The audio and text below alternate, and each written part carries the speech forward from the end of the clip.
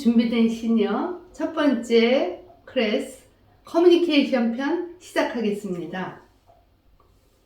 우리가 행복 만들기 이 과정이요. 저희가 아직도 가야 할 우리들이라는 강의집과 또 노년의 멋을 즐기는 놀이집 두 권의 책으로 나와 있거든요. 그래서 지금 우리 이 과정을 들으시는 분들은 이 책을 구입을 하셔야 돼요. 그래서 아직도 가야 할 우리들에 대한 강의와 그 다음에 놀이집을 가지고 같이 보시면서 수업을 들으시면 많은 도움이 되실 겁니다. 우리가 지금 이 책에는 시편, 잠언, 전도, 아가를 기준으로 천지창조와 나를 만드신 하나님을 띠으로 해가지고 우리가 이제 이 놀이를 시작을 하거든요. 그래서 하나님께서 우리를 만드신 목적과 하나님께서 이 세상에서 우리가 살아가야 되는 방법, 그리고 사람들과의 관계 속에서 이루어지는 어울림, 이런 것들에 대해서 저희가 이제 같이 나누고자 합니다. 그래서 1주차는요, 감정 처리 어떻게 해야 할 것인가, 오늘 그 부분을 시작하기로 하겠습니다. 하나님의 성품, 우리가 성경을 보면 성령의 열매가 있죠. 마찬가지로 우리가 하나님의 성품은 어떠한가를 먼저 알아봐야 돼요. 그래서 하나님의 성품에는 12가지가 있습니다. 근데 크게 둘로 나눠요. 하나는 공감, 인지, 능력의 파트와, 그거는 이모셜 파트예요. 그리고 하나는 분별력의 파트, 그거는 우리가 이성의 파트예요. 우리의 두뇌는 감정이 살아나는 부분이 있고 이성이 살아나는 부분이 있고 두 가지 영역으로 나눠 있거든요. 그런데 우리는 이성에서 움직이는 걸 가지고 감정으로 표현을 해요. 그런데 이성에서 잘못 움직여서 감정이 잘못 일어나게 되면 우리의 성격이나 우리의 마음은 망가지게 되어 있어요. 그래서 그때 일어나는 현상이 분노예요. 그래서 이러한 분노를 가지고 우리는 평생을 살아오지 않았나, 그리고 또 이 분노를 가지고 우리가 마지막 때까지 가야 되는 건 아닌가, 그런 것들에 대한 어려움이 있거든요. 그래서 노년기 시절에는 이렇게 살아오신 모습들, 또 우리가 이렇게 살아오는 우리의 모습을 통해서 이 감정을 어떻게 해소해야 하는가 하는 그런 부분으로 나누고자 하는데, 일단은 저희가 커뮤니케이션 부분은요, 공감, 인지, 능력의 큰 두 부분으로 갈 수가 있습니다. 그래서 공감, 인지, 능력에는 경청이라는 부분이 있고요, 긍정적인 부분이 있어요. 그리고 기쁨, 배려, 감사, 순종, 이게 이모셜 부분이에요. 그리고 우리가 알고 있는 분별력, 공의 판단, 정직, 이런 것들은 이성적인 부분이에요. 그래서 분별력의 공이라고 얘기를 해요. 그래서 이 부분에는 책임감, 절제, 창의성, 정직, 지혜, 인내, 이런 것들이 이제 우리가 분별력으로 나눠지고 있거든요. 그래서 오늘은 감정 부분에 대해서, 감정의 부분에 그럼 어떠한 부분들이 있는가, 경청이 있어요. 첫 번째, 잘 들어야 돼요. 경청이 있고, 그 다음에 긍정이라는 부분이 있어요. 그리고 사람을 배려하는 배려의 부분이 있거든요. 그러면 우리가 커뮤니케이션을 하려면 우선에 어떻게 해야 되냐면 상대방의 말을 잘 들어줘야 돼요. 상대방의 말을 잘 들어주는 것을 우리가 경청이라 그래요. 그래서 상대방이 이야기할 때 우리가 존중하는 마음으로 상대방의 이야기를 들어줘야 돼요. 그리고 상대방이 이야기를 할 때 우리의 눈은 어떻게 해요? 그 사람의 눈과 눈을 마주 봐야 돼요. 그래서 그 사람을 집중해서 들어야 돼요. 그래서 그것을 집중력이라고 이야기해요. 그리고 경청할 때는 그 사람이 하는 이야기를 집중해서 듣다 보면 우리가 이해하게 되죠. 그리고 질문하게 돼요. 그래서 집중력과 이해의 질문은 같이 가는 거예요. 그래서 집중을 해서 들으면 그 사람의 언어나 그 사람이 말하는 부분을 우리가 이해할 수 있어요. 그리고 이해하게 되면 그의 이해한 부분에 대해서 질문을 하게 돼요. 그렇죠? 그렇게 되면 그분이 얘는 지금 내 말을 잘 듣고 있구나, 내가 의도하는 핵심을 얘가 잘 이해하고 있구나 라고 순간에 존중받는 느낌이 들어요. 그리고 경청을 잘하게 되면 우리가 이 사람에게 나 네 말 잘 듣고 있어 라고 표현을 해줘야 돼요. 그것이 온몸을 사용을 해야 돼요. 그래서 우리가 상대방을 이야기할 때 어떻게 표현을 하면 그래, 이런 표현 많이 하죠. 이게 이제 온몸 사용 표현이에요. 그래서 이 커뮤니케이션의 기본은 경청입니다. 경청할 때 상대방을 존중해서 우리가 이야기를 듣고 집중해서 들을 때에 무엇이 형성되냐면 공감력이 형성이 돼요. 맞아, 그래, 참 아프겠다. 그리고 같은 동일시감을 형성하게 돼요. 그리고 또 우리가 집중해서 들으면서 이 사람을 이해하고 질문할 때는요, 아, 그렇구나 하고 우리가 이해를 하게 돼요. 그리고 상대방에 대해서 애틋한 마음도 생기고 측은한 마음도 생기고 사랑의 마음이 여기서 비롯되는 거예요. 그래서 커뮤니케이션은 같이 하나됨을 느끼는 거예요. 그리고 우리가 또 그래, 맞아, 네가 그래서 그렇게 이해했지? 나 근데 네가 그랬을 때 그랬다는 거 참 어렵게 이해가 돼. 이렇게 이야기할 때 우리는 우리 안에 어떤 마음이 들어오냐면, 야, 얘가 나를 참 이해를 해주는구나. 나는 참 굉장한 사람이야. 라는 자신감이 들어오게 돼요. 그래서 우리가 경청을 할 때는 이해 질문하고 온몸을 사용할 때는 자신감이 들어오게 돼요. 그래서 우리의 말 한마디 한마디가 사람을 살리고 죽이는 역할을 한다. 혀의 마디가 그렇다 그러잖아요. 그래서 이때 우리가 노인계에 있는 아니면 우리 스스로도 상대방으로 인해서 자신감을 얻고 삶의 기쁨을 나눌 수 있는 그러한 생각으로 바뀌게 돼요. 그리고 경청을 하면서 상대방이 온몸을 사용해서 그래, 아, 그랬어, 이렇게 하면서 들을 때는 우리가 상대방을 존중하면서 맞아, 그랬어, 그래, 이렇게 하면 우리가 무슨 생각이 들어가요? 우리는 기쁨이 들어와요. 삶의 에너지가 들어와요.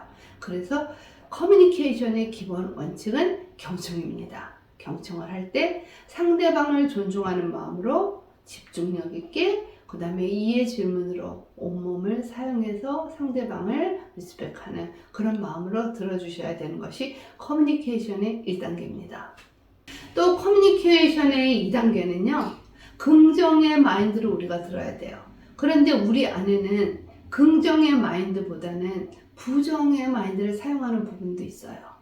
그런데 이 부정의 마인드를 우리가 어떻게 생각 속에서 지워버려야 되느냐, 그것들이 이제 저희가 풀어나가야 될 숙제입니다. 그래서 이 긍정의 마음으로 우리가 상대방의 이야기를 들을 때는 긍정의 마음으로 듣게 되면 상대방의 이야기가 감사로 이어져요.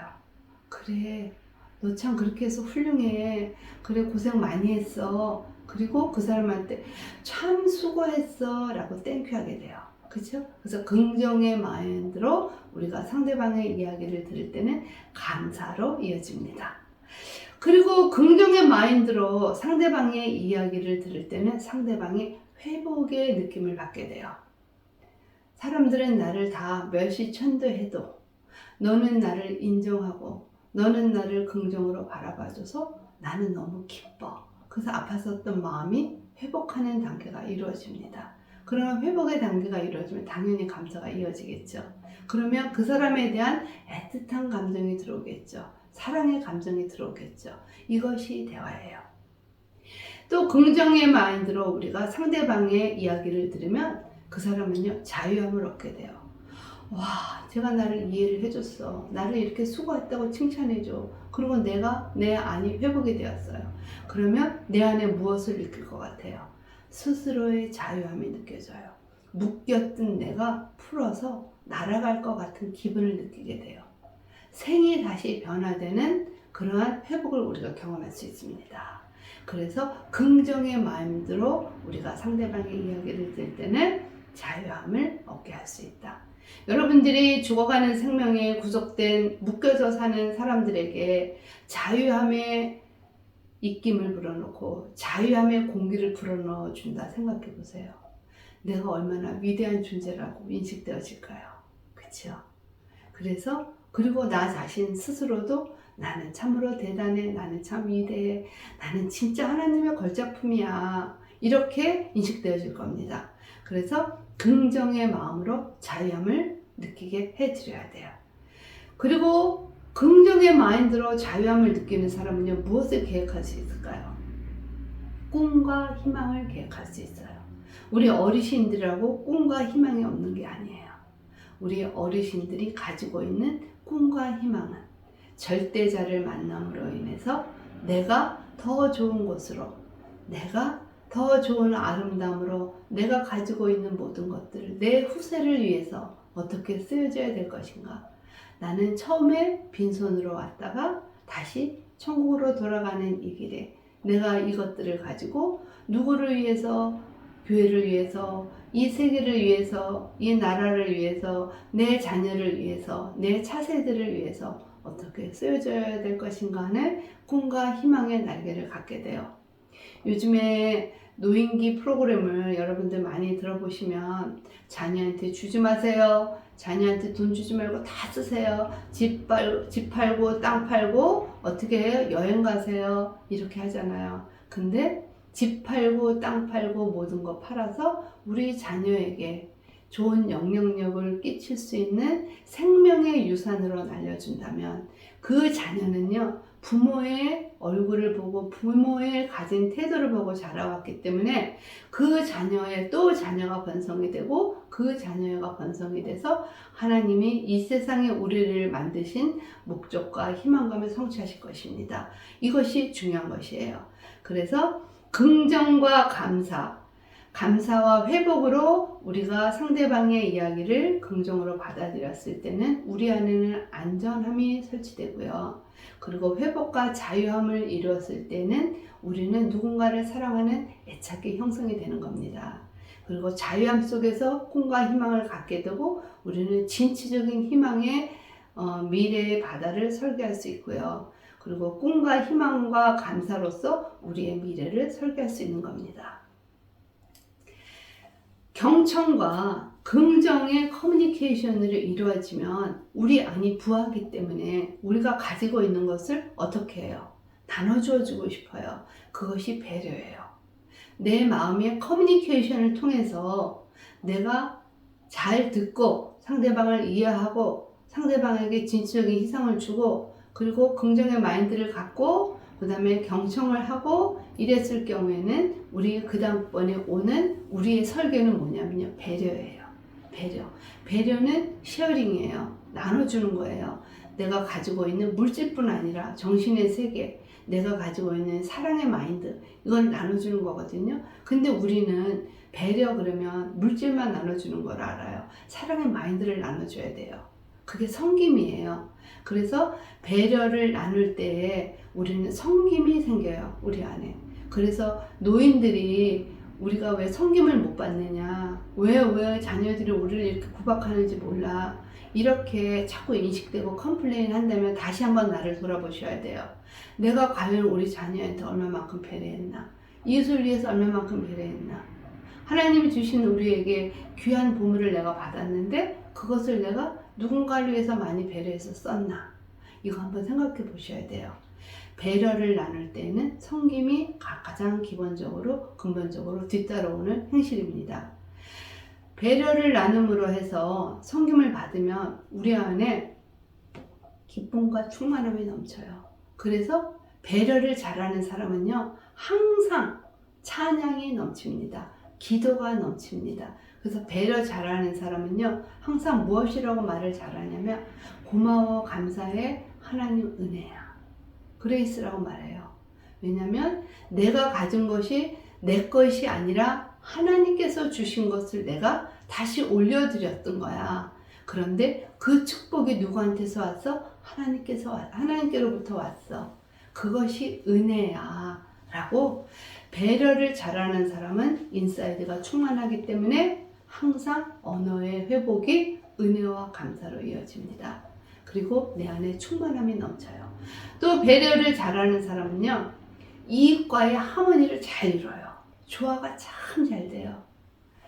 배려를 잘하는 사람은요, 내 마음에 가지고 있는 내가 하고 싶은 이야기를 다 나누지 않아요. 필터링을 해요. 그래서 상대방이 이야기하는 거, 상대방의 태도, 상대방의 어떤 다른 모든 것들을요, 나의 불합리한 나의 사고로 가져오지 않아요. 기쁨으로 갖고 오고 긍정으로 갖고 와요. 그래서 상대방으로 하여금 좋은 조화를 이룰 수 있는 그러한 릴레이션십이 계속 유지되는 거예요. 아니 나는 이렇게 하지 않았는데 쟤는 왜 나한테 자꾸 저런 식으로 공격해? 뭘 내가 잘못했다는 거야? 내가 있잖아, 쟤 엊그저께 사우나 가서도 주스도 주고 떡도 주고 다 했고 내가 뭐 생기면 많이 줬거든? 근데 쟤는 왜 나가가지고 꼭 뒷담화를 쳐? 이렇게 하시는 분들 되게 많거든요. 제가 사우나를 참 좋아하기 때문에 이런 예를 드는데, 그거는 진정한 배려와 섬김이 없기 때문이에요. 내 안에 진정한 배려와 섬김으로 그 사람에게 나눌 때에 그 사람 안에 충만함이 넘치고 그리고 좋은 조화를 이룰 수 있는 겁니다. 배려를 잘하는 사람 중에 나눔과 섬김이 이제 근본적으로 되어 있잖아요. 나눔을 하면서 섬기는 사람들 안에는요, 관찰이 일어나요. 자세히 봐요. 여러분들, 나체주 시인의 풀꽃이라는 시가 있어요. 들에 핀 풀꽃도 자세히 보면 이쁘다예요. 자세히 보아야 이쁘다예요. 여러분, 상대방을 볼 때 긍정의 마인드로, 자세히 섬김의 마음으로 봐주세요. 배려의 마음은 일단 섬김의 마음에서 오잖아요. 그리고 충만함에서 와요. 섬김을 하고 나면 내 마음이 충만해지잖아요. 그러면서 상대방에 대한 뭐가 일어나냐면 신뢰가 일어나요. 상대방에 대한 긍정의 신뢰. 그 사람이 무엇을 어떻게 했든지 간에 신뢰가 일어나요. 진정한 배려를 하는 사람은요, 상대방이 나를 가지고 다르게 평가하고 다르게 이해해서 다르게 평가하더라도 그 사람이 가지고 있는 상대방에 대한 신뢰가 있기 때문에, 아, 그랬어. 근데 그 사람 그렇지 않아. 내가 보는 그 사람은 이러이러해. 라고 자신있게 표현해 줄 수 있어요. 그런데 배려를 가장한 섬김, 배려를 가장한 나눔은요, 신뢰를 동반하지 못해요. 그래서 상대방이 내가 알기에 참 그 이경이 말이야, 지난번에 이렇게 얘기를 했는데 내가 기분 나빴어. 그랬을 때, 그래? 어머, 걔가 그렇게 얘기했어? 그래, 걔 그렇게 하는 부분도 있더라. 이렇게 이야기를 해요. 왜냐면 진정한 배려가 없이 관계를 맺어왔기 때문이에요. 여러분들, 진정한 배려로 섬김을 나눌 때에는 상대방에 대한 신뢰가 일어나기 때문에 우리 안에 진정한 배려가 있어야 돼요. 이게 커뮤니케이션이에요. 그리고 배려에 충만한 사람들은요, 여러 사람과 같이 하나 되는 어우러짐을 일으킬 수 있습니다. 우리가 흔히 봄에 봄동산을 가면은 무슨 꽃이 있냐면요, 진달래가 만발하는 진달래꽃을 볼 수 있어요. 그리고 들판에 무슨 꽃을 볼 수 있냐면요, 개나리 꽃을 볼 수 있어요. 그리고 들판에는 파란 보리잎이라든지 여러 가지 파란 그린색 잎을 볼 수 있어요. 이게 세 가지의 색이 다 틀려요. 하나는 노란색, 하나는 핑크빛, 하나는 그린색. 그런데 이 세 개의 옷을 우리가 입으면 되게 촌스러울 거예요. 그런데 이 세 개의 옷이, 이 세 개의 컬러가 조화돼서 하나의 동산을 꾸민다면 정말 기가 막힌 조화가 이루어져서 아름다운 꽃동산이 일어나는 거예요. 저는 어린이학교 디렉터를 한 35년을 해왔기 때문에 우리 아이들이 좋아하는 컬러가 옐로우, 핑크, 그린이에요. 그러면 이 아이들은 꽃동산을 꾸미려고 하면 이 컬러를 가지고 꾸며요. 여러분들이 상상하지 못하는 가장 귀한 그러한 꽃동산이 나타납니다. 이것이 뭐냐면 이 아이들에는 아직까지 때묻지 않은 섬김의 배려와 존중과 긍정이 있기 때문이에요. 그래서 이렇게 조화로운 동산을 만들어낼 수 있어요. 우리가 진정한 배려로 상대방을 섬기고 나눌 때에 이러한 아름다운 조화를 이뤄낼 수 있는 겁니다. 그래서 이 부분에서 저희가 이제 커뮤니케이션을 짚고 넘어갈 겁니다. 자, 여러분, 감정 처리 어떻게 할 것인가? 내 안에 있는 감정은 이 색다른 세 가지의 컬러들이 들어와서 하나의 감정으로 나오는 거예요. 그 감정이 뭐냐면 우리 안에는 전두엽이라는 뇌가 있고요. 그 안에 편도체, 그리고 전전두피라는 세 가지의 뇌 형성이 있습니다. 그런데 이 세 뇌의 각 부분마다 하는 역할이 틀려요. 그런데 이 세 개가 서로 조화를 이루어서 커뮤니케이션을 만들어내는 거예요. 그래서 우리가 간단하게, 어렵지만 이 부분에 부정적인 생각과 감정과 이성이 어떻게 조화를 이루어서 하나의 하모니를 만들어내는지를 이제 저희가 스타트해 보는 건데요. 참 노년이라는 게 참 그래요. 늙는다는 거 슬프죠. 그쵸? 아름답지 않죠. 그래서 근데 노년이 결국 슬프기만 하고 아름답지만이 않다라고 보여지는 건 아니에요. 저희가 가지고 있는 고정관념의 색깔이 슬프고 아름답지 않다라는 거예요. 그래서 이 고정관념의 색깔을 벗어버리는 거예요. 그래서 제2의 새로운 인생을 맞이할 수 있도록 우리가 세계를 걸어가는 거.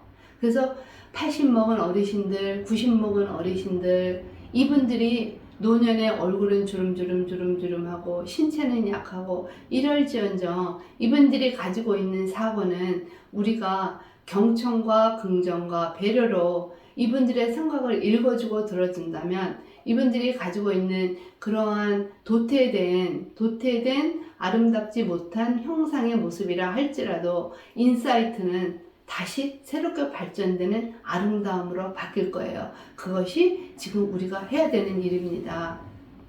그래서 우리가 가지고 있는 노화에 대한 부정적 관념을 우리가 다시 평상시와 같이 회복시켜 줘야 되는 거예요. 그것이 생각과 감정을 바꾸게 해 주는 거예요. 우리 안에는 생각의 기능과 감정의 기능이 있기 때문이에요. 그리고 우리가 늙는다는 것은요, 우리가 과거로부터 현재까지 우리 안에 잠재되어 있는 우리들의 생각과 감정들이 불안으로 쌓여 있어요. 불안과 공포로 쌓여 있어요. 그것이 이제 밖으로 표출되는 거거든요. 그래서 이 노년의 시기에 들으면 우리가 의지력도 약해지고 자신감이 약해지는 거예요. 그리고 또 우리가 신체적인 생리적인 변화, 또 행동의 변화.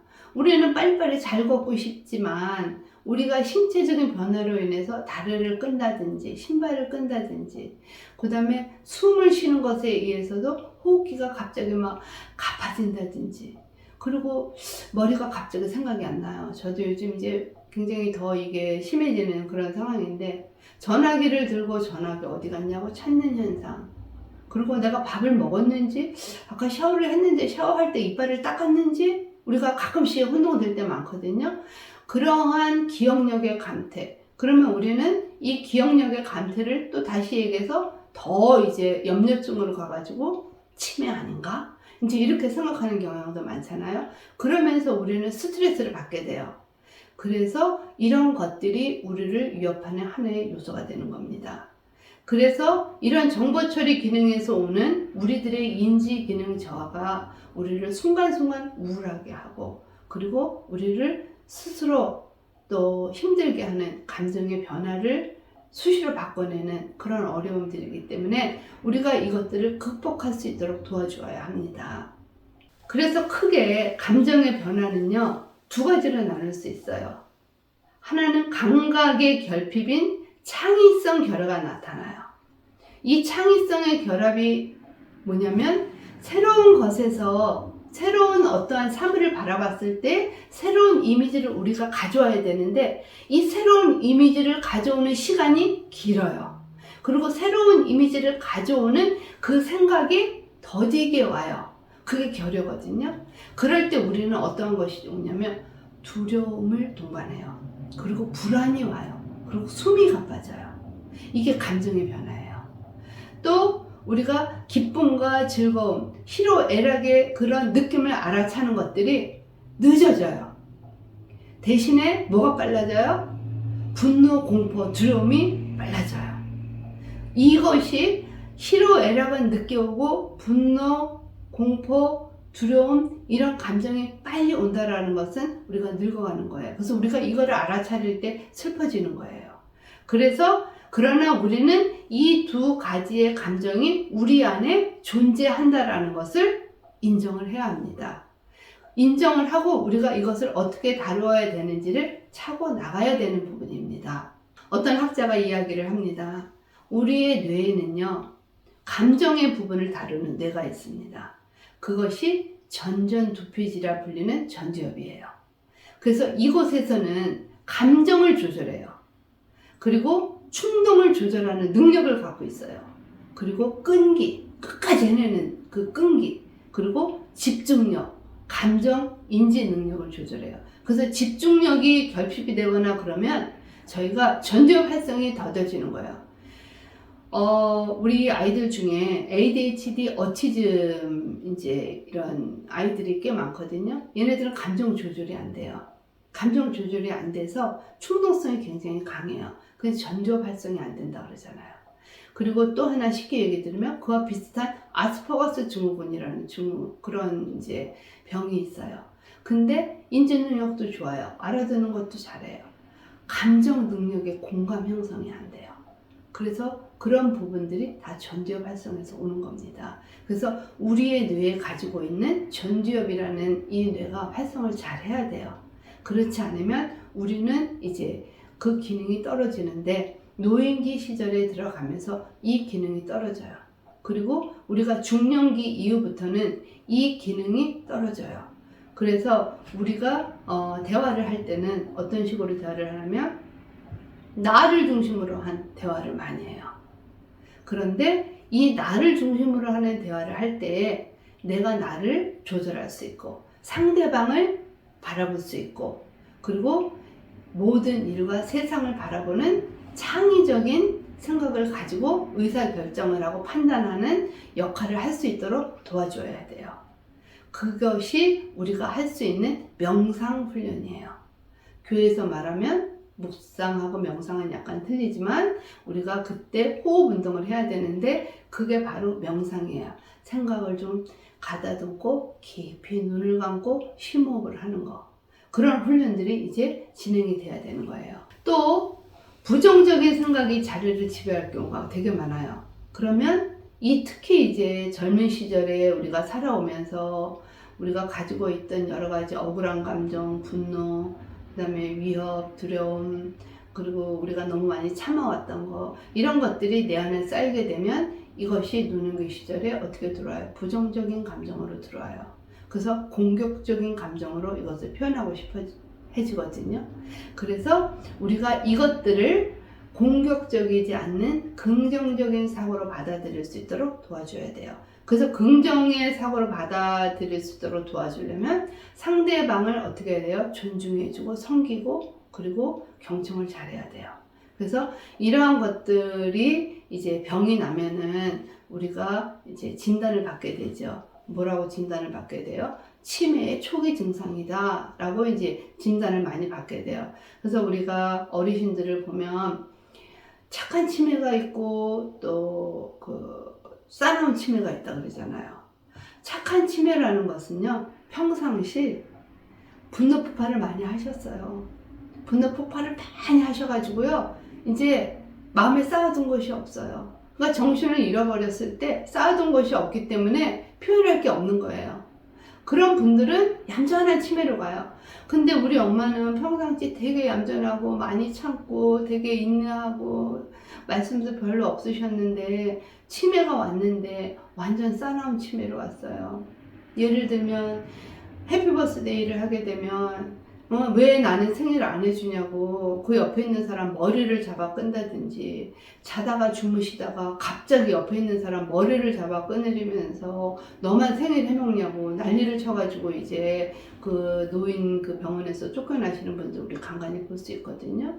그리고 평상시 되게 얌전하고 학자이셨던 그런 교수님이 갑자기 치매 진단을 받아서 병원에 들어가셨는데 막 와이프를 보고 욕을 하고 내가 돈 안 벌어다 줬냐, 내 돈 벌어다 준 거 다 어디다 썼냐 이러고 폭발하시는 분들 우리 많이 이야기 들어서 알 수 있을 거예요. 그분들은 평상시 살아오면서 많이 억압되어 있는 부분들이 많으신 거예요. 표현하지 못했었던 분들이 너무 많은 거예요. 이것이 정신을 잃으면서 그 분노가 밖으로 폭발이 되는 거예요. 그래서 싸나운 치매로 이제 폭발이 되는 거거든요.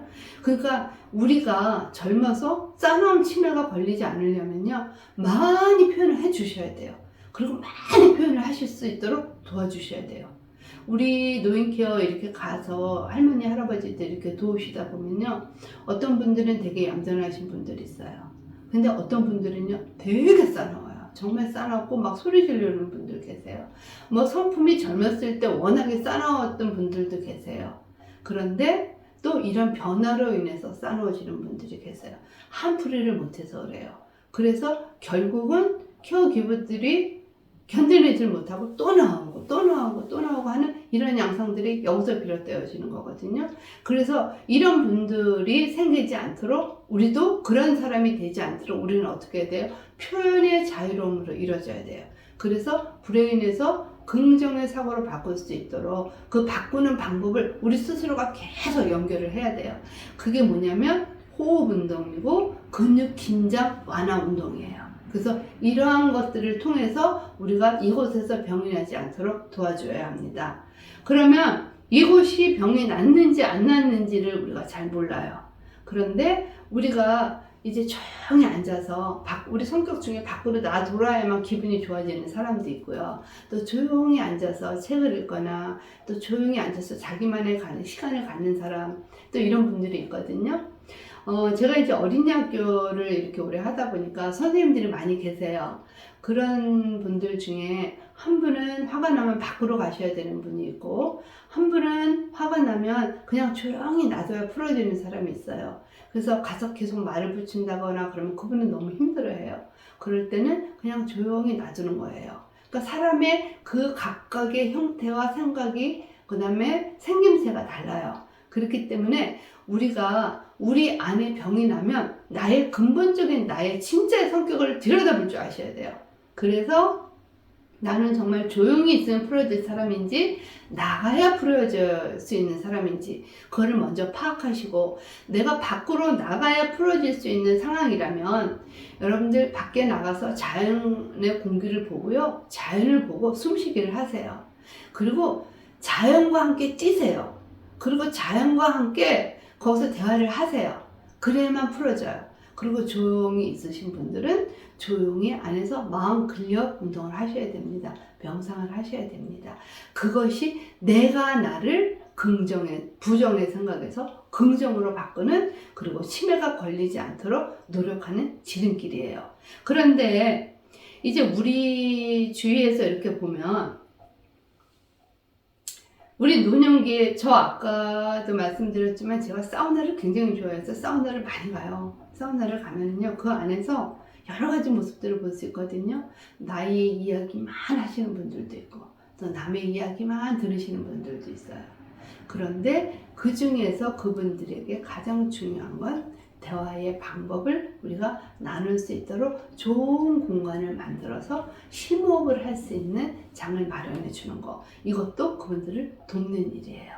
그래서 우리가 이것이 병이 나지 않도록 스스로 조용한 공간에서 나를 알아차리는 과정, 자기 긍정과 타인 긍정을 바로바로 나타내면서 그 안에서 서로가 용서와 연민과 사랑, 수용, 감사, 존중이 표현되어질 수 있도록 도와주는 것, 이것이 커뮤니케이션이에요. 그래서 우리가 이걸 잘하면 노년기에 건강해질 수 있습니다. 이제 전두엽에서는 우리가 감정을 컨트롤할 수 있는 그런 브레인이라고 그랬어요. 그런데 또 다른 이제 편도체라는 기능이 있습니다. 그 편도체는 두려움을 수반하는 기능을 해요. 그래서 거기 그 브레인의 편도체라는 부분은요, 두려움, 공포, 분노, 슬픔, 우울, 그런 것들이 진을 쳐요. 그래서 그 편도체는 무엇을 만들어내냐면 화를 유발하게 해요. 그래서 이 편도체의 기능은 두려움, 공포의 중심축이라고 보셔야 돼요. 그래서 이러한 불안, 공포가 올 때에 편도체가 활성이 막 움직이고 있는데, 그것들을 다시 긍정의 생각으로 바꿔줄 수 있는 역할을 해야 돼요. 그러면 두려움과 공포, 그 다음에 우울, 화가 날 때 우리는 이걸 어떻게 해야 돼요? 화를 끄집어 내줘야 돼요. 화는 그냥 있으면 불 나거든요. 그래서 불이 나지 않도록 뿜어내줘야 합니다. 그래서 화가 많이 날 경우에 꾹꾹꾹꾹꾹꾹 참는 사람들이 있죠. 그러면 나중에 가서 폭탄 터져요. 그렇게 하시지 말고, 화가 났을 경우에는 화를 뿜어야 되는데 그걸 소리로 뿜는 것이 아니라 내가 가지고 있는 불에 인해서 두려움, 공포, 불안, 위협이 나를 엄습하기 때문에 화가 나는 거니만큼 내 브레인을 내가 다듬어 줘야 돼요. 네가 지금 화가 너무 많이 났어. 무엇 때문에 화가 났지? 저 사람이 대화에서 네가 이게 어려운 부분이 너한테 왔기 때문에 화가 난 거야. 근데 네 화를 그냥 바로바로 뿜으면 너는 더 슬플 거야. 근데 저 사람을 향해서 네가 좋았던 점도 있지. 저 사람이 너만 보고 저렇게 너를 계속 룩다운 하지만은 않잖아. 너를 리스펙했던 부분도 있지 않았어? 라고 내 화를 스스로 대화를 하면서 다뤄줘야 돼요. 그러면서 화를 뿜어야 돼요. 여러분들 화를 뿜으라 그러면 무엇을 던진다거나 욕을 한다거나 소리를 지른다거나 운다거나 그게 화를 뿜는 방법이 아니에요. 내 안에 가지고 있는 나에게 화를 뿜을 수 있도록 기회를 주는 거예요. 그리고 내가 나에게 대화를 하는 거예요. 그리고 아까 말한 것처럼 밖으로 도는 사람은 밖에 가서 운동을 하고 안에서 있는 사람은 안에서 마음 근력 운동을 하고 이렇게 해서 화를 뿜어내야 돼요. 그렇지 않고 이 화 뿜어내는 방법을 모르고 계속 그냥 지나간다면 우리가 노년기에 충동성 있는 그리고 충동을 유발하는 포악한 성격으로 바뀌게 됩니다. 그래서 이러한 것들을 나타내지 않도록 내 안에 내가 나와 대화할 수 있도록 도와주는 역할. 그래서 말하고 스스로 할 수 있잖아요. 경청이라는 것은 남의 말을 듣는 거지만 대화라는 건 뭐라 그랬어요? 서로 듣고 말하고 들어주고 그 상대방을 인정해주고 이거거든요. 그래서 그렇게 하시면 내가 내 화를 밖으로 뿜어낼 수 있는 그런 훌륭한 강화 행동으로 변할 수 있습니다. 그렇게 하다 보면 내가 내 안에 나의 마음이 강해지고 내가 건강해지는 내면이 튼튼해지는 내면 우리가 우리 안에 이게 뭐죠? 근육이 단단해지듯이 내 마음 내 안에 근육이 단단해져요. 그래서 그것을 마음 근력 운동이라고 합니다. 여러분들 그럴 때마다 우리 다 같이 한번 해보면 좋겠어요. 여러분들이 많은 할머님들과 아는 교사들하고 쉐어를 할 때 현장에서 이러한 운동을 한번 해보시면 참 좋을 것 같아요. 우리가 심호흡 합시다. 그리고 하고 길게 숨을 내뿜으세요. 그리고 눈을 감으세요. 한번 눈을 감고 가만히 생각해 보세요. 그리고 눈을 떠보세요. 그리고 내가 가장 좋아하는 식기라든지 내가 가장 즐겨하는 나의 찬양이라든지 한번 떠올려 보세요. 내가 산을 향하여 눈을 돌릴 때 나의 도움이 어디서 올까? 천지를 지으신 여호와께로소이다. 이런 찬양으로 내가 나의 마음을 가다듬을 때 내가 나하고의 나오는 커뮤니케이션의 방법은 화를 뿜어내는 방법은 어떻게 조절이 되는지 이것들이 감정을 조절하는 모습입니다. 그래서 우리가 제2의 인생을 살아갈 수 있는 노년기에 이러한 모습들이 우리의 다양성 있는 지식의 영토 넓히기가 될 것이에요. 그리고 진취적이고 희망을 꿈꾸는 정말 아름다운 천국을 만드는 이 세상에서의 아름다운 천국을 꿈꾸는 것일 것입니다. 제가 책 중에 지상에서의 천국이라는 책이 있습니다. 그것이 무엇이냐면 우리들 흔히들 삶이 바빠가지고요 이렇게 이야기해요. 내가 진짜 이 바쁜 세계에 사람들하고 부딪히는 거 너무 힘들어. 인간 진짜 싫어. 다 끊어버리고 살 거야. 그래서 나는 정말 조용한 한적한 바닷가에 가서 바다에서 그 파라솔 밑에서 태양을 쬐면서 좀 쉬고 싶어. 아니면 저 무인도에 가서 정말 조용한 바닷물 소리를 듣고 산소리를 듣고 물소리를 듣고 물고기를 보면서 그렇게 살고 싶어. 이렇게 꿈꾸시고 거기서 나는 책을 읽을 거야. 거기서 시를 쓸 거야. 거기서 노래를 부를 거야. 이렇게 꿈을 꾸시는 분들 많아요. 그렇죠? 이것이 아름다움이고 천국인 것 같아요. 근데 그 책에서 보니까요. 그렇게 원하는 사람이 있어서 하나님께서 그것을 보냈대요. 보냈는데 거기에서 일주를 견디지 못하고 이 사람이 다시 기도를 했대요. 하나님, 내가 부대끼면서 살든 그 많은 사람들과 상처를 입히고 입혀가며 상처를 받고 그리고 살던 부대끼며 살던 그곳이 하나님 이 세상에서 가장 아름다운 지상에서의 천국입니다. 그러나 내가 이제는 그들에게 어떻게 다가가서 어떻게 대화하고 그들과 어떻게 하나 될 수 있는지 방법을 터득했습니다. 그것이 하나님의 말씀입니다. 그리고 하나님께 다시 보내달라고 기도했대요. 그래서 하나님께서 다시 제자리를 보내왔대요. 보내오면서 거기서 부대끼면서 살아가는 모습에서 천국을 맛봤다는 것입니다. 여러분들, 지상에서의 천국은요, 우리가 가지고 있는 부정의 감정을 긍정으로 바꾸면서 서로 하나 되어 화합되며 살아가는 모습, 배려하면서 살아가는 모습, 그게 제2의 인생의 시기를 노년기의 천국입니다. 여러분들, 우리가 아직도 해야 할 일과 가야 할 길이 많습니다. 스스로 조절하는 능력으로 기쁨을 가슴에 담고요, 매일매일 하나님께 감사하는 감정으로 우리가 하늘의 소망을 바라본다면 이제 이 부정적인 생각을 긍정으로 바꿀 수 있어요. 그러면 이 편도체에서 일어나는 부정적인 생각이 긍정으로 바뀌어지는 거예요. 그런데 이 부정적인 생각을 계속 갖고 있잖아요. 그러면 또 하나의 이쪽에 전전두피지라는 그런 또 브레인이 거기서 하는 역할이 있대요. 두려움, 부정의 생각이 하나로 꽉 차면요, 이 전전두피질이 신났어요. 이거를 어디를 갖고 오냐면요, 충동으로 갖고 와요. 우리가 두려움, 불안, 공포가 왔을 때는 우리는 충동을 하게 돼요. 그래서 어떻게 되냐면 누군가를 공격하게 되고, 그리고 심지어는 내가 나를 자해하는 그런 현상까지 오게 되는 거거든요.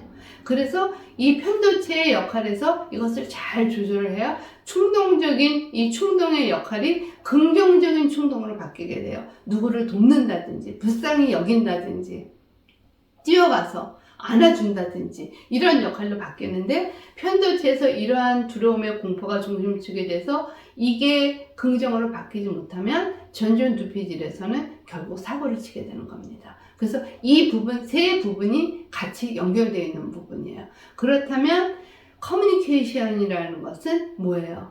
우리가 가지고 있는 사고의 틀을 뭘 바꿔줘야 돼요? 긍정으로 바꿔줘야 되는 거예요. 노년기에 우리가 가지고 있는 주위 사람들에게 듣는 여러 가지 이야기들을, 그것이 다 합리적인 옳은 그런 이야기가 아니고 우리가 가지고 있는 편협된 사고에 의해서 오는 그런 이야기들이니만큼 우리는 그 생각을 폭을 넓혀서 긍정의 아름다움으로 이것을 하나 되어서 다시 바꿔주는 거, 이게 바로 우리가 감정 조절을 하는 방법입니다. 그래서 우리가 이제 충동적인 그런 사고가 이제 들어오면 이게 이제 그런 것들이 제일 먼저 무엇으로 표현되어지냐면 말로 다 표현되어져요. 말이 그렇게 무서워요. 말이 그렇게 중요해요. 그래서 말로 표현되어지는데, 아까 말씀드린 것처럼 우리 안에 화가 들어오거나 우리 안에 어려움이 들어왔을 때는 우리가 스스로 대화하는 언어로 우리를 가다듬어야 돼요. 그런데 이것을 그냥 꾹 참고 있었어요. 그래서 이제 말로 표현을 하게 돼요. 그러면 우리 이제 흔히 상대방이 갑자기 공격을 해오잖아요. 그러면 우리가 그때 당시에 말을 해요, 못해요? 잘 못해요. 웬만한 담력이 아니고는요, 바로 내치질 못해요. 바로 내치는 분들도 있어요. 그 스킬을 이제 익히셔서 많이 당해가지고 그 스킬을 몸에 익혀가지고 너 이제 치고 들어오면 난 이렇게 할 거야 라고 준비 자세로 되어 있는 분들도 있지만, 그렇지 않고 멍하니 있다가 탁 치고 들어오면 벙 쪄갖고 말 못해요. 그리고 얼굴이 하얘져요. 그리고 아무 생각 못 나거든요. 그리고 한참 있다 생각하고서는 그때부터 이제 화를 내기 시작해요. 그러면서 그때 무슨 감정으로 와요? 공격적인 감정으로 우리가 이제 말을 구사하게 돼요. 감정을 구사하게 돼요. 그래서 그때 나오는 단어가 뭔지 아세요? 요시야, 요시. 너 진짜 한 번만 더 해봐. 내가 이제 그럴 땐 이렇게 할 거야. 하고 이제 요시 전법으로 나가게 돼요. 요시 전법으로 요시가 들어오는 그 순간에 우리는 뭐가 돼요? 충동적인 자세로 바뀌게 됩니다. 요시가 들어오면서 요시가 동반하는 그 생각은 부정의 생각을 갖고 들어와요. 요시, 너 이제 내가 공격적인 태세를 바뀌게 돼요. 그래서 요시가 들어오기 전에 우리가 어떻게 해야 돼요? 상황을 바꿔줘야 돼요. 그리고 우리가 이때의 상황을 바꾸는 긍정의 표현으로 요시가 아닌, 아, 내가 아까 그때 참길 잘했어. 그때 했었으면 그때 더 큰날 뻔했어. 그래, 제 입장에서는 그렇게 할 수도 있겠다. 뭔가 오해가 생겼나 보다. 그럼 나의 행동에서 뭔가 오해가 있었구나. 내가 이것을 풀어야 되겠다. 그리고 어떻게 가요? 가서 내 마음에 화가 났던 부분과 안 났던 부분이 서로 브레인으로 대화하듯이 대화를 하는 거예요. 그러면 그게 요시 감정이 없어지죠. 그리고 서로가 화해의 감정으로 올라가거든요. 이것이 감정조절법의 성숙된 대화법입니다.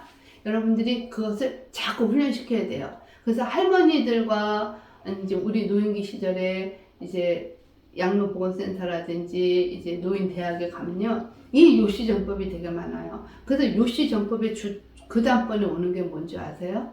뒤에 가서 남의 이야기를 하는 거예요. 쉽게 말해서 뒷담화 치는 거예요. 뒷담화. 여러분들 많이 이 단어 익숙하시죠? 그래서 뒤에 가서 남의 이야기를 하고 그러다 보면 또 이야기가 전해지고 또 이야기가 전해져 갖고 결국 노인들이요, 양로센터에서 많이 싸우세요. 그것이 그러한 상황입니다.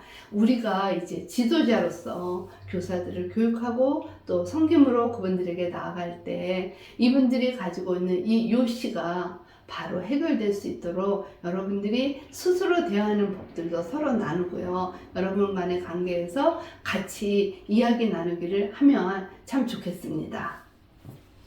그러면 제가 이제 전지역과 편도체와 전전두피질에서 하는 기능을 이제 같이 나눴잖아요.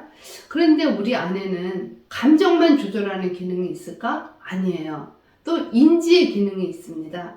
우리가 생각하고 사고하는 것들이 어디로 내려가요? 감정으로 내려가요.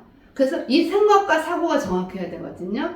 그래서 이러한 생각과 사고의 기능을 이제 우리가 한번 알아보기로 해요. 우리의 뇌는요, 모든 것들이 뇌에서 이루어진다 그랬잖아요. 근데 우리의 뇌는 원시인의 뇌예요. 현대인의 뇌는요, 원시인의 뇌로 살아가는 거예요. 그래서 우리가 무엇을 부딪히면 이게 스트레스로 와요. 그리고 위협으로 다가와요. 그래서 우리가 무엇인가 두려움의 공포가 딱 올라오면 벌써 뭐가 되냐면 근육이 딱 긴장이 되고 내가 어떻게 해야지라고 모든 것들이 경직이 되고 마비가 되고 심박수가 빨라지거든요. 그리고 막 턱이 이글거리고 입이 시룩시룩거리고 그리고 소화가 안 돼요. 그렇죠? 그리고 소화 기능이 저하돼요. 그리고 어깨, 팔, 허리 다 아파요. 이런 것들이 긴장이 되면서 근육이 딱 수축이 되면서 오는 현상이에요. 그래서 이러한 것들이 왔을 때는 우리가 감정 이완법으로 이것들을 풀어야 돼요. 제가 작년에 시애틀을 놀러 갔어요. 시애틀을 놀러 갔는데 캐나다 밴쿠버에서 내려오는 그 강물이 시애틀로 내려오면서 너무 아름다운 거예요. 에메랄드 빛이었어요. 그래서 제가 그거를 보는 순간 와우, 너무 아름답다. 이렇게 아름다울 수가 있어?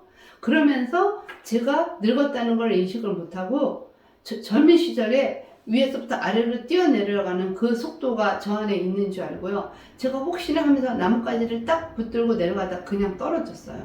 떨어졌는데 그때 제가 하는 무의식의 동작이요. 머리를 다치면 안 된다 싶어가지고 머리를 감쌌더라고요. 머리를 감싸면서 그냥 바닥으로 떨어졌어요. 근데 다행히 감사하게 발들에 부딪히진 않았거든요. 딱 떨어지는 순간에 코, 입, 눈, 찰거상을 입은 거예요. 타박상. 전체가 다 멍들고 막 그랬어요. 근데 그 순간에 제가 그 와중에 브레인이 멀쩡하다는 걸 딱 느끼면서 무엇을 했냐면 제가 처음에 그 강물을 바라보면서 와, 너무 아름답다. 이렇게 아름다울 수가 있어? 가봐야 저 속에 가서 물을 만져봐야 돼. 라는 그 아름다움의 첫 이미지가 머릿속에 있었어요.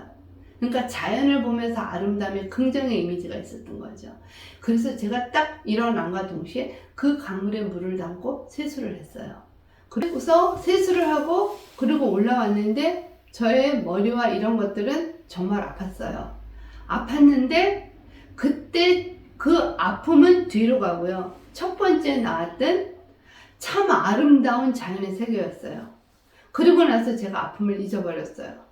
신체적인 아픔은 계속 왔는데 감정의 생각이 먼저 나를 지배하니까 그 아픔이 잊어버려졌어요. 감정이라는 긍정적인 감정의 생각이 먼저 나를 지배를 하면 내가 가지고 있는 육체적인 아픔은 없어진다는 거예요. 그래서 감정 컨트롤이 그렇게 중요한 것입니다. 그래서 상대방을 봤었을 때 처음에 first 이미지가 last 이미지라는 그런 말이 있잖아요. 우리가 그 사람을 바라보는 시각에 긍정의 아름다운 마음으로 바라봤던 그 시각으로 우리가 상대방을 바라보면서 계속 관계를 좋은 대화를 이어가는 것, 그것이 커뮤니케이션입니다. 그러니까 편도체는 두려움을 유발한다 그랬잖아요. 그런데 스트레스를 받으면 두려움이 오죠. 근데 이 스트레스를 받지 않는 동물이 있대요. 그게 얼룩말이래요. 얼룩말은 절대로 위궤양에 안 걸린대요. 왜냐면 얼룩말은 들판에 있으면요 사자의 공격을 늘 받는데요. 근데 사자가 나타나면 그때 상황에 대처를 한대요. 미리 걱정을 안 한대요. 절대로 미리 걱정을 안 하고 사자가 나타나면 그때 상황에 대처를 하면서 그때의 감정으로 최선을 다해 달리기를 한대요. 그렇기 때문에 사자가 공격했다는 사실을 잊어버리는 거예요. 항상 순간순간의 위기가 닥쳐왔을 때 그때 그 위기를 직면하면서 해결할 수 있는 그 능력, 위궤양에 안 걸린답니다. 우리는 그런데 사건이 도래되지도 않았는데 문제를 가지고 와서 그 문제의 위급함을 느끼고 부정의 생각으로 그것을 우리 스스로가 변화시키면서 어떻게 해요? 스트레스를 받잖아요. 내가 어딘가가 조금 아프면 아 이거는 췌장암인 것 같아. 어딘가가 조금 아프면 아 이거 간암인 것 같아. 어딘가가 조금 아프면 위염인 것 같아. 그걸 의사한테 가요. 가서는 뭐라고 이야기하냐면 아 내가요 이렇게 가려움증이 있는데 이거 췌장암인 것 같으니까 이거 검사 좀 받게 해줘요. 그럼 의사가 뭐라 그래요? 의사는 납니다. 당신은 환자입니다. 라고 아직 진단 안 나왔어요. 이렇게 많이 이야기하시죠. 이렇게 문제로 갖고 문제가 되지 않는 것들을 미리 문제로 갖고 와서 스트레스를 받는 것. 그러면 편도체에서는 항상 불안과 두려움을 유발하면서 이것이 부정의 생각으로 가면서 어떻게 해요? 충동성을 일으키게 된다는 거예요. 여러분들 이거 기억하시고 우리가 노년기에 처해 있는 어르신들이나 우리 자신도 이 부분에서 서로가 내면의 커뮤니케이션을 잘하면 우리가 건강한 노후를 맞이할 수 있다는 겁니다. 그래서 이제 우리가 우리 교육 현장에서 널리 알려져 있는 SEL이라는 게 있어요. 이게 뭐냐면 Social Emotional Learning이에요. 감정 컨트롤, Social Emotional Learning을 어떻게 해야 되나. 이 안에는 무엇이 있냐면 자기 인식이 있고요. 나에 대한 인식, 자기 관리, 대인관계 인지, 대인관계 기술, 기술 책임, 의사결정 이런 게 있어요. 그래서 내가 나를 인식하는 자기 인식의 상태는요. 내 감정 상태가 가지고 있는 것들을 인지하게끔 만들어요. 그것이 바로 나를 이해하는 자기 이해 능력인 거예요. 그리고 자기 관리 조절은요. 내가 지금 감정 조절을 어떻게 하고 있나 하는 나의 자기 조절력이에요. 대인관계는 뭐예요? 상대방이 지금 가지고 있는 감정이 어떤지를 알고 내가 그 의도를 파악해서 대처하는 능력이에요. 그리고 대인관계 소통 능력이 있잖아요. 의사결정. SNS예요. 지금 우리가 젊은 사람들이 많이 쓰는 인스타그램, SNS. 이것들이 다 대인관계 인지 능력이에요. 그래서 이것들을 통해서 자기의 모든 것들을 이렇게 표현해내는 거잖아요. 그래서 우리는 이 SEL을 많이 활용하고 있습니다. 우리가 노인기에 접어든 우리들이나 이 과정에 처해 배우는 우리들도 이 SEL 프로그램을 많이 쓰시면 좋아요. 그래서 내가 누군지, 저 사람이 누군지, 저 사람 어떻게 관리해야 되는지 스스로 나의 계정을 만들어서 내가 가지고 있는 아름다움이라든지 내가 가지고 있는 스킬이라든지 이런 것들을 내 계정에 올려놓으면서 내가 나를 매일매일 보고 나를 컨트롤할 수 있고, 다른 사람이 다른 사람의 감정을 올려놓은 거는 이 사람은 어떻게 올려놓고 있나, 어떤 식으로 살고 있나라는 아름다움을 내가 같이 갖다가 같이 쉐어하면서 살아가는 거, 이게 이제 소셜이에요. 소셜 이모션 러닝입니다. 그래서 우리도 이런 것들을 통해서 문제 해결력과 창의성, 도덕성, 판단력을 키워야 합니다. 이렇게 키울 수 있도록 우리가 노인케어를 갔을 때 사진 많이 찍어드리세요. 사진 많이 찍어드리시고 동영상으로 해서 동영상으로 편집해서 그분들한테 보내주세요. 그게 바로 소셜 능력입니다. 우리 또 머리에는요, 인지 기능이 있다고 그랬잖아요. 인지 기능에는 두 종류가 있어요. 하나는 합리적인 인지 기능이 있고요. 하나는 비인지 능력이 있어요. 우리가 머리가 좋고 스마트하고 IQ가 좋다, 이거는 인지 능력이 뛰어난 거예요. 그리고 그 사람은 머리가 좋지는 않지만 꾸준히 노력한다. 한 잡을 가지고 꾸준히 하나를 간다. 그리고 끈기가 있다, 집념이 있다. 그리고 그 사람은 실패를 해도 일어날 수 있는 회복 탄력성이 있다. 그런 것들은 비인지 능력의 수준이 높다는 거예요. 그러면 여러분들은 우리 자녀를 키울 때 어떤 자녀를 키우고 싶었어요? 인지 능력이 좋은 자녀를 키우고 싶으셨어요? 비인지 능력이 좋은 자녀를 키우고 싶으셨어요? 아마 대부분의 부모님들은 인지 능력을 많이 선호하셨을 거예요. 그러나 우리가 살면서 느꼈던 것은 뭐예요? 비인지 능력이 높은 사람일수록 내가 건강하게 살 수 있고 내가 지금까지 잘 살아왔다. 많은 경험을 통해서 내가 수많은 어려움을 겪어왔지만 그때마다 내가 처음부터 다시 시작하는 마음으로 다시 셋업했고 끈기와 열정을 가지고 꾸준히, 좋은 머리는 아니지만 내가 배운 건 이것밖에 없기 때문에 여기까지 왔다 라고 자부하실 거예요. 제가 이제 비인지 능력 수준이 되게 높은 사람인데 저는 인지 능력 수준이 되게 얕아요. 머리가 그렇게 좋지 않아요. 좋았지만 아마 제가 지금 의사나 판사나 어디에 있겠죠. 그런데 저는 어린이 학교만 오래 했어요. 그러다 보니까 자녀들 1살에서부터 5살까지 자녀들 키우는 거에서는 뭐 그 아이들한테 커그니티브 인지를 가르치는 것보다 그 아이들을 케어하는 방법에는 선수예요. 그 아이들 기저귀 갈고 씻기고, 정말 누가 변을 뽀뽀를 했다 해더라도 누구의 변인지 다 냄새를 파악할 정도로 제가 그런 건 천재급이에요. 왜냐면 할 수 있는 게 그것밖에 없기 때문에. 그런데 이 일을 하다 보니까 제가 끈기가 있었어요. 그리고 꾸준히 했어요. 그리고 하면서 어려움이 많이 왔다 갔다 하더라도 제가 머리가 뛰어나지 않기 때문에 할 수 있는 부분이 이거기 때문에 회복 탄력성을 바로바로 얻을 수 있었어요. 그래서 제가 이제 이 자리에 있는데 비인지 능력이 뛰어난 분들도 있고 언어 인지 능력이 뛰어난 부분도 있어요. 그런데 비인지 능력이 뛰어난 분들이 감정 컨트롤이 잘 돼요. 그리고 내면 근력 호흡 운동을 잘해요. 그리고 내면이 강한 사람이에요. 그러니까 회복 탄력성이 있는 거거든요. 우리가 우리 자신을 이 시간 한번 들여다봐봐요. 나는 정말 인지 능력이 뛰어난 사람인가? 인지 기능이 많이 빠른 사람인가? 비인지 능력이 빠른 사람인가? 내가 인지 능력이 빠른 사람이라면 그 스마트한 머리를 가지고 이제는 그 노인 케어나 노인 센터에 가서 아이디어를 제출을 해서 더 많은 좋은 프로그램을 만들어낼 수 있도록 도와줘야겠다. 내가 비인지 능력이 뛰어난 사람이라면 그분들을 섬기고 돕는 것에 있어서 그분들이 가지고 있는 식사할 때 밥알 흘림이라든지 들어와서 옷에 뭘 떨어뜨렸다든지 아니면 이제 배변 처리를 해야 되는데 모시고 가야 된다든지 이런 쪽으로 섬기시면 돼요. 내가 가지고 있는 역량이 어딘지 잘 파악하시고 내가 가서 섬길 수 있는 자리를 찾아가는 거, 이게 커뮤니케이션입니다. 그래서 마음의 감정 조절은요, 우리가 반복적인 훈련을 통해서 얼마든지 향상시킬 수 있어요. 그리고 타고난 또 긍정의 감정이 있는 사람도 있지만 또 후천적으로 우리가 습관과 노력으로 또 이루어져야 되는 그런 사람들도 많습니다.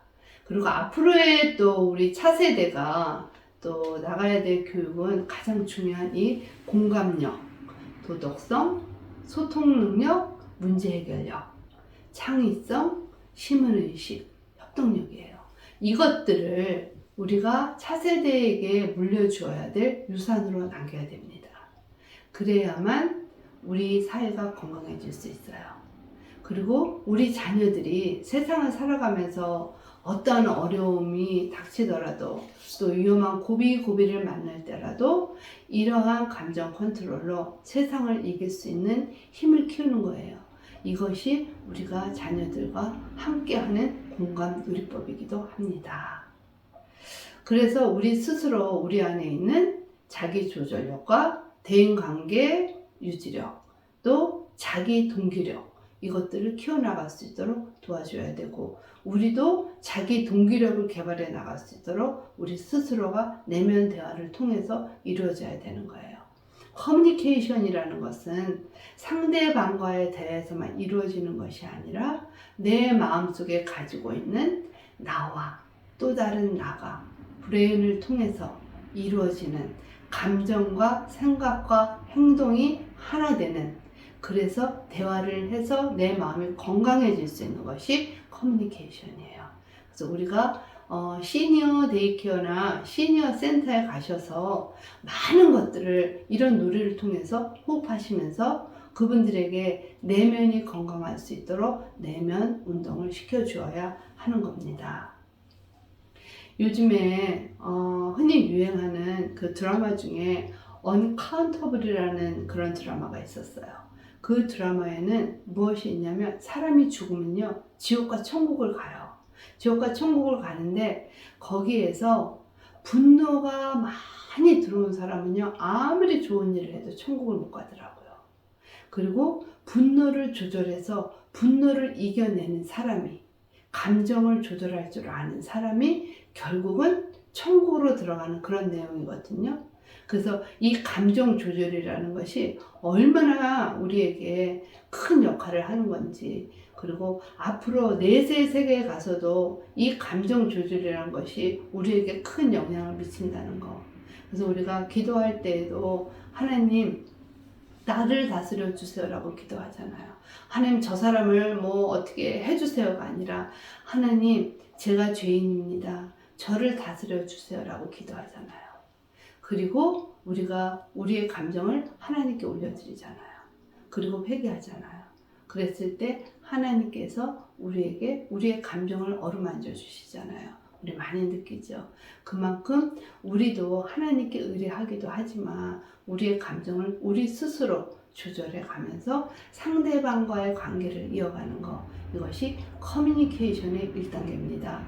그래서 다시 말씀드리자면 감정 조절은 나를 중심으로 하는 나 자신과 자기 조절력인 나와의 소통이 있고, 다른 사람과 관계에서 대인 관계력을 높일 수 있는 타인과의 소통이 있고, 또 세상의 일과 공존하는 자기 동기력이 있다.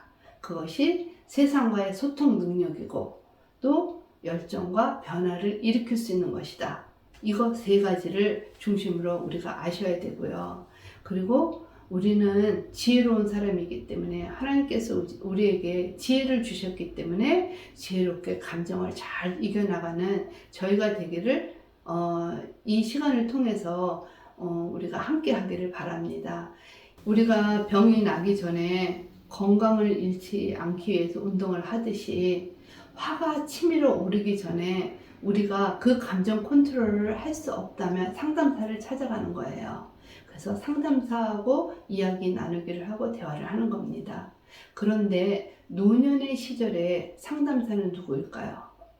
하나님이십니다. 예수님이 십자가상에서 못 박혀 돌아가실 때에 너무 아프셨어요. 그리고 아프다라고 누구에게 호소하셨어요? 하나님께 상담을 의뢰했어요. 그리고 하나님께 고백했어요. 하나님 나 너무 아파요. 그러니까 이 잔이 내게서 넘어가게 해주세요. 이 잔이 내게서 지나가게 해주세요. 그리고 하나님께 호소하면서 상담을 요했어요. 그랬더니 하나님께서 주의 천사를 보내서 예수님의 마음을 편안하게 하셨죠. 그리고 예수님이 또 모든 것을 하나님께 올려드림으로 인해서 상담을 요구하면서 올려드림으로 인해서 편안해지셨죠. 그리고 마지막에 다 이루었다라고 고백하시고 그 다음에 돌아가셨죠. 이런 것처럼 우리가 가지고 있는 우리의 마음의 감정을 우리가 컨트롤할 수 없을 때에는 우리가 우리의 상담자이신 하나님께 의뢰하고 하나님께 고백하면서 우리 안에 커뮤니케이션을 이뤄가는 것, 그것들이 우리가 우리의 노인들을 케어하는, 우리의 어르신들을 돌보는 우리들이 그분들과 해야 되는 일입니다. 여러분들, 우리에게 이러한 감사의 위치에서, 이러한 감사의 자리에서 시니어 자격을 취득할 수 있도록 기회를 마련해 주신 그분께 우선 감사드려야 됩니다. 그리고 그 다음번에 우리가 우리 안에 있는 감정의 응어리에 대해서 스스로 문답을 해봐야 돼요. 그래서 스스로 문답하는 건 여러 가지가 있습니다. 저희 이제 교과서에 나와 있는데 그걸 참고를 한번 해보시면 좋고요. 제가 여기에 PPT로 올려드릴게요. 그래서 그건 한번 들어보시면 좋겠습니다. 우리 안에 존재되어 있는 감정의 응어리에 우리는 스스로 문답을 해야 합니다. 자라면서 어땠어요? 당신의 가족은 누구였어요? 어린 시절 부모님과 어떻게 지내셨어요? 그때까지의 관계는 어땠어요? 아버지와 어머니의 관계는 어땠어요? 그리고 우리는 부모님 중에 누구를 닮으려고 노력했나요? 또 혹시 부모님에게 거부당한 적이 있나요? 그리고 그 거부당한 영향이 있다면 어떤 것이 있나요? 그리고 당신의 부모는 어떤 식으로 나를 징계했습니까? 그랬을 때 나의 감정의 상태는 어떠했습니까? 그리고 부모님과 가장 처음 헤어졌을 때가 언제인가요? 그때의 기억이 납니까? 그때의 반응은 어땠습니까? 혹시라도 어린 시절에 내가 누군가를 잃어버린 기억이 있나요? 부모님이 돌아가셨나요? 그때의 어려움의 감정의 상태는 어땠습니까? 당신이 기쁠 때, 또 아름다웠을 때, 그때는 어떻게 대화를 하셨나요? 슬플 때, 그때는 어떻게 대화를 하셨나요? 괴로울 때, 그때 어떻게 대화하셨나요? 스스로 짚어보세요. 그리고 부모님 이외에 나를 돌봐주신 분이 있었나요? 그러면 그분은 나한테 어떻게 했나요? 그분과의 지낼 때 나의 감정은 어땠나요? 그분으로 인해서 내가 가장 상처를 받은 적이 있나요? 기쁨을 누린 적이 있나요? 지금의 나라면 그분과 어떻게 대화를 할까요? 이런 것들을 스스로 짚어보시고 우리가 이 문제를 나눠야 합니다. 이러한 것들에 대한 세분화된 작업은 제가 다음 2차 1, 2, 3, 4주 끝나고 5, 6, 7, 8에 나눕니다. 줌으로 나눌 겁니다. 그러니까 여러분들 기억하시고 그 다음에 심화학습 놀이 단계에서 나누어 드릴 겁니다. 그러니까 이런 부분들을 먼저 내 안에 무엇이 있는지 먼저 알아보시고 나를 진단하신 다음에 나와의 소통을 만들어 보는 거, 이것이 감정 처리 커뮤니케이션입니다. 여러분들 장시간 동안 들어주셔서 감사합니다.